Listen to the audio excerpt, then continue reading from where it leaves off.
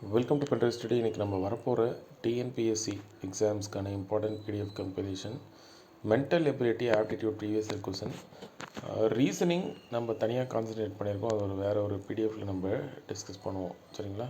Reasoning அது நம்ம தனியாக தான் வச்சுருக்கோம். ஏன்னா அவங்க 10 கொஷின் சொல்லிட்டாங்க.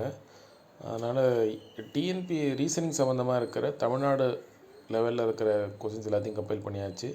டிஎன்யூஎஸ்ஆர்பி சப் இன்ஸ்பெக்டர் அண்ட் கான்ஸ்டபிளில் சைக்காலஜின்னு ஒன்று இருக்குது. அது ஆல்மோஸ்ட் ரீசனிங் தான். அதையும் நம்ம சேர்த்து தான் படிக்கணும். படித்தா ஹெல்ப்ஃபுல்லாக இருக்கும். சரிங்களாங்க?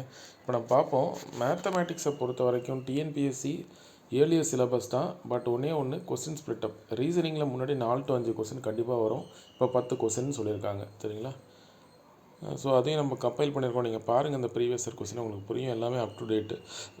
ப்ராசிக்யூட்டர் எக்ஸாம் வரைக்கும் நம்ம கவர் பண்ணி தான் வச்சுருக்கோம். சரிங்களா? இன்னும் நியூ சிலபஸ் படி எக்ஸாம் நடத்தப்படலை. நமக்கு ஒரே இருக்கிற க்ளூ அந்த குரூப் 2 மெயின்ஸ் கொஸ்டின் பேப்பர் தான். அது ரொம்ப சிம்பிளாக தான் இருக்குது. நீங்கள் ரீசனிங்க்கு சிலபஸ்ன்னு பார்த்தீங்கன்னா குரூப் 2 மெயின்ஸ் ரீசனிங் சிலபஸ் எடுத்து படிக்க ஆரம்பிச்சிருங்க. அது போதும். சரிங்களா? அதுவே ரொம்ப வேஸ்ட்டாக தான் இருக்குது. பட் இருந்தாலும் அதை பார்த்து தான் ஆகணும். நீங்கள் அப்போ தான் அந்த 10க்கு 9 or 8 நம்ம எடுக்க முடியும். 1 or 2 கொஸ்டின்ஸ் கடினமாக தான் இருக்கும், அதை விட்டுருங்க. பட் ரீசனிங் கொஞ்சம் கான்சன்ட்ரேட் பண்ணி நீங்கள் படிக்க தான் செய்யணும். ப்ளஸ் இந்த ப்ரீவியஸ் இயர் கொஸ்டினை பார்த்துக்குங்க.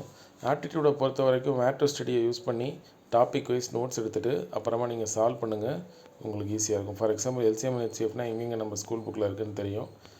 அதை அப்படியே சால்வ் பண்ணிவிட்டு அதுக்கப்புறம் இங்கே பாருங்கள், உங்களுக்கு புரியும். ஒன்றும் இல்லை, எல்லாமே அப்படியே ரிப்பீட்டடு தான். ஏன்னா நம்பர்ஸ் படுத்தா